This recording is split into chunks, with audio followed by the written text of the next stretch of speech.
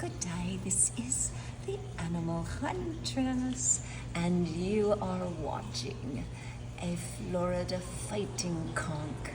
And although I'm not out in the ocean videoing this, we are at the Ann Cole Nature Center in Hollywood, Florida. And what a perfect treat today to see this creature scanning the bottom of the ocean in his man-made tank.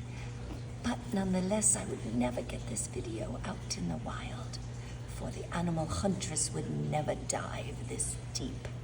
Here are his eyes and the mouth scanning the sand. Thank you so much for this beautiful treat of all the wonderful people who work and fight to preserve our Earth's nature. Animal Huntress, good day.